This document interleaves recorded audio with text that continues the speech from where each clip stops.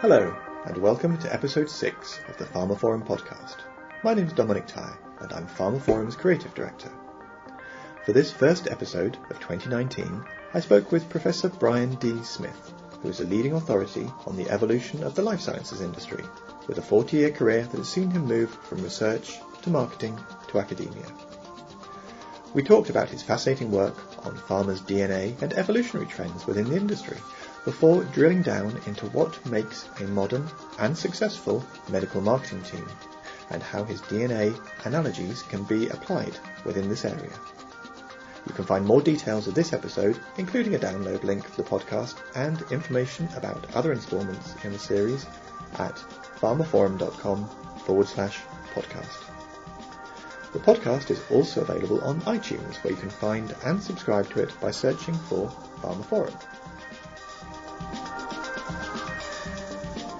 So I'd like to welcome to the pharmaphorum podcast Professor Brian D. Smith. He's a leading authority on the evolution of the life sciences industry, a 40-year veteran of the sector, and has published over 300 books, papers and articles on the topic, which include The Future of Pharma, Darwin's Medicine and Brand Therapy. Over the course of his career to date, it's a journey that's begun with him as a research chemist, moved on to roles as head of marketing, and then to an academic career that has encompassed a PhD on strategy effectiveness in the life sciences industry. So, Brian, welcome to the podcast. Thank you for having me, John. So, I wonder if we could start with... it's quite a career, of course, you've already built, but so far. Can you tell us a bit about your current role, and what keeps you busy on a day-to-day basis? Okay, I spend about 3/4 of my time researching and writing about the evolution of the pharma and medtech sectors. I'm very specialised, very geeky. I only concern myself with those sectors, not any others, and I do that at two universities. At the University of Hertfordshire in the UK, I have a research group of PhD students. I believe it's the only research group in the world that is focusing on the evolution of the industry. And at Bocconi University in Milan, I also work with a group there which is specialised on the evolution of the healthcare system and the industry associated with it. And in terms of your work on the evolution of the life sciences industry and how it touches on concepts of DNA, could you tell us a bit about that, and what's the central thrust of your work on pharma's DNA? I think the key point to get is that when I use the word evolution, I mean it in a Darwinian scientific sense. You'll be aware, of course, that often when we use the word evolution in common parlance, we simply mean slow, gradual change. Whereas in a Darwinian sense, it has a particular mechanism of variation and amplification and selection by the natural environment. So my work is concerned with the application of Darwinian science to the evolution of the industry. The basic premise is that Darwinian evolution is an explanation not just of biological systems, but of any complex adaptive system. And of course, industries are complex adaptive systems, the pharmaceutical industry in particular. So we can use the underlying science there to explain the way that the industry is evolving. So in my work, business models are the equivalent of species, and that cascades all the way down until the equivalent of DNA is something like the equivalent of genes are things called organizational routines, the little sub-processes that organizations have for doing things, and how they vary and how they then manifest themselves as organizational capabilities and organizational traits like strategy and structure. That's the work that I concern myself with. Mm-hmm. And from the point of view of that work and your observations on the industry itself, how do you see the pharmaceutical industry evolving at the moment? Well, people who've read Darwin's Medicine will know that the single word answer is speciation.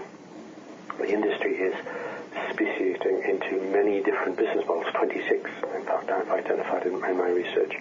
So although we tend, when we're at the bar at a conference, we talk about the industry or the industry business model, it only takes a few seconds thought to realise that that's actually quite a silly thing to say. I mean, if you compare, the likes of Roche, for example, with an Indian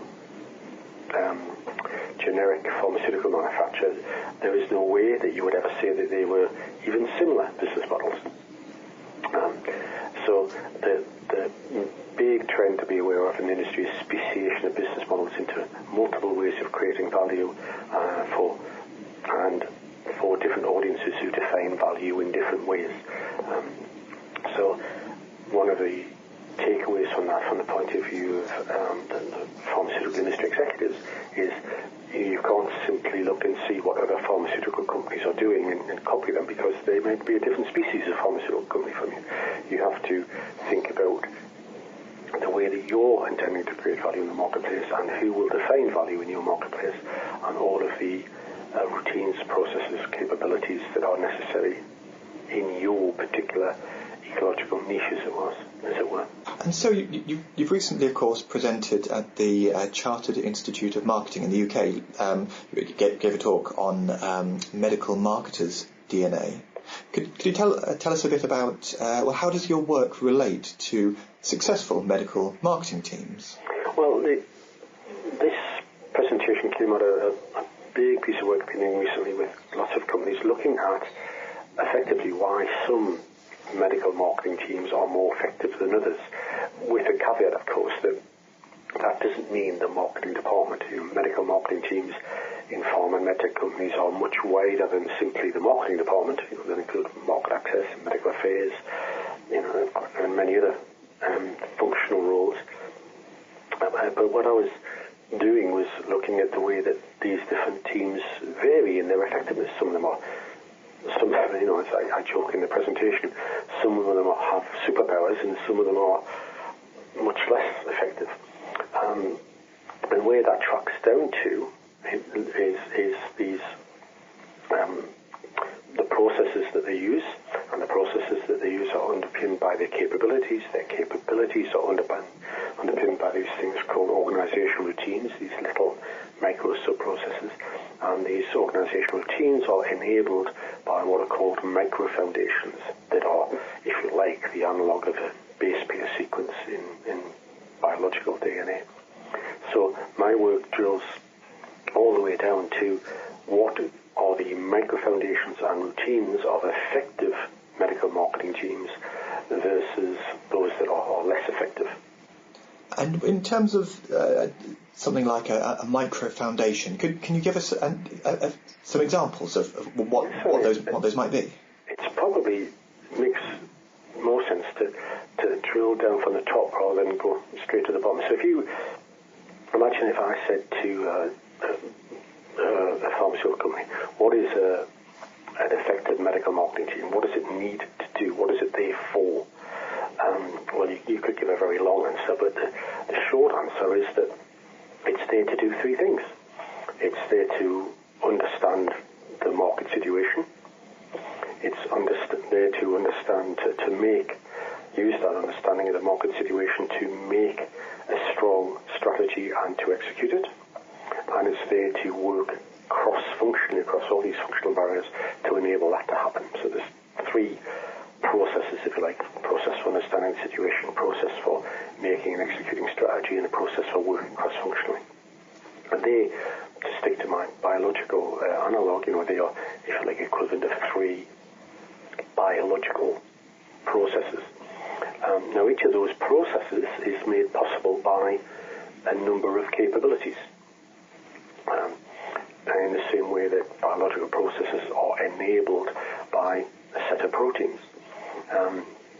So if I took, for example, the process for working cross-functionally, then you need capabilities to gain commitment to common goals, to pool diverse knowledge, to create consensus rather than just compromise, and to, in particular, to differentiate between satisfying, i.e. delivering what you're supposed to be delivering, rather than satisficing, which it's a term organizational scientists use, but satisficing, it will be familiar to listeners of this podcast as tick boxing, just getting it off your desk, ticking the box. I've done that even though I haven't actually done a great job, I've just got it off my desk.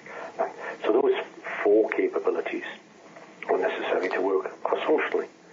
So each of those capabilities is underpinned by a set of routines. Now, there's about 5 involved there. But if I take, for example, the capability to pool diverse knowledge, the whole point of working cross-functionally is you've got all this expertise in different functions and you need to pool the knowledge. Well, there are a set of routines that underpin that. And if I drill down to the routines underneath that, each routine is underpinned by a set of these things called micro-foundations. So, micro-foundations fall into 4 categories, and usefully, in my book, I divide them into these 4 categories that begin with A, C, T, and G, because, of course, what I'm trying to do is draw the analogy with base pairs. So, the micro-foundations that make an effective medical marketing team work are the attributes of the individuals, the conflict management methods, that is the methods used to resolve disagreement within the team, the group processes, the processes that go on within the team, and the team structures, which includes both who's in the team and how it is connected to other teams. So those 4 things are what underpin the effectiveness of team. Would you like me to elaborate on particular examples of those? Yes, please, if you could. Well, if I take that, for example, if I take this routine for pooling of diverse knowledge, so anybody who's worked in a medical marketing team knows that around the table you have this fabulous expertise, and very rarely is the problem that you don't have the knowledge or expertise. The problem is knitting it all together to deliver what the brand team needs to deliver. It's everybody's brought their own piece of the jigsaw. So, what are the micro-foundations that allow that to happen, for example? And obviously there will be different micro-foundations for different routines and for different capabilities. So, the most common ones we see there, for instance, is that the individuals in the team, if you're trying to pool diverse knowledge, have to be able to differentiate between what is data, what is information, what is knowledge, and what is insight. Now, in excellent teams, you see them using those words meaning separate things. And I've written elsewhere on what those meanings are. But in less effective teams, you hear them use the words data, information, knowledge, insight as if they all meant the same thing. So that hinders their ability. Just in the same way that an R&D team couldn't function very well if people didn't really differentiate between what molecules, atoms, and ions were. For example, you need to have a common language. The second category is conflict management methods. One of the methods that effective teams have is that they have very good ways of criticizing ideas without criticizing the people. Now, it might seem an obvious thing, but you'd be surprised how rare that is, and how criticism within teams quite often comes down to criticism of people, even if it's hidden and veiled. So that's a thing that differentiates strongest teams. If we look at the processes that go on within groups in order to pool diverse knowledge, there are 2 effective sets of processes. What knowledge management experts would call deductive learning, and what they call inductive learning. Now, I won't bore you in this discussion about what exactly those are, but good teams know what they are and use them separately for their separate value and separate needs, whereas weaker teams tend not to understand how those learning processes work. And then finally, in the team structure thing, one of the things I find most interesting is that effective teams are very diverse, but let me be clear, because that word's been sort of hijacked politically. So effective teams are cognitively diverse. It doesn't mean that are necessarily diverse in terms of gender or age or racial group, or it's the cognitive diversity. They have a group of people who look at things from different perspectives, and that seems to be a very important thing to making them work. Added to that, actually, is also the effective teams also have access to external sources of expertise, because it's very rare that a team will have all of the expertise it needs about every subject in order to work well. So it needs access. So those things, attributes of the individuals, the way that they resolve conflict within the team, the way that they learn, take information and turn it into insight, and the way that they have different or structured, have cognitive diversity, are all examples of things that make teams work well. There are a lot more than that, of course, in the same way that it's a bit like you saying to me, what genes would we need to be intelligent? Well, it's polygenetic. There were lots and lots and lots and lots of genes. But those are just examples of some of them that we have. And so I imagine in terms of the research and the work that you've done, that you must see a lot of variation, a lot of variability in terms of the medical marketing teams. Do you see many that you would consider at the moment to be truly successful in terms of what they do? No, is the short answer, and there's an evolutionary reason for that. It's if you accept the premise that the industry is a complex adaptive system that is evolving, you see traits that are strong when the environment requires them to be strong. So, for instance, you very rarely find a pharmaceutical company that is weak at regulatory submissions, because, of course, the evolutionary pressure is that if they were weak at regulatory submissions, they wouldn't last very long, would they? They'd die. Mm-hmm. So medical marketing is a slightly different thing. You see, the industry historically has never needed to be very strong at medical marketing. I'm talking, I'm talking in a time scale of decades now. So until, relatively recently, until 10 years ago or so, the industry was very innovative and produced these fabulously innovative solutions that were always a step change, a step ahead, significantly better than what went before. Now, in that environment, all that the marketing team needs to do is to tell the customer about it. We've got this fantastic new thing. It is clearly much better than what you were doing before. And in an environment, of course, where the prescriber is allowed to make the decision, then actually, as heretical as this may sound, historically, the job of medical marketing was not that difficult. They had to dot all the I's and cross all the T's, but basically it wasn't that hard to market a product which is a fabulous step forward clinically when the prescribers made the decision. Now, fast forward that to today, of course, and anybody who works in a brand team there will recognize that as a historical environment. It's now very difficult to invent, and it's very rare to have therapies that are really substantial steps forward in meeting unmet clinical needs that, if you like, sell themselves. And of course, the environment for getting them accepted is much more complex than just talking to the prescriber now. So, put those things together, and medical marketing now needs to be much more effective in the sense of it needs to add much more value to the company's value chain than historically they've needed to. So, to express that in evolutionary terms, there was only a low evolutionary pressure, selection pressure, for medical marketing to be excellent in the past.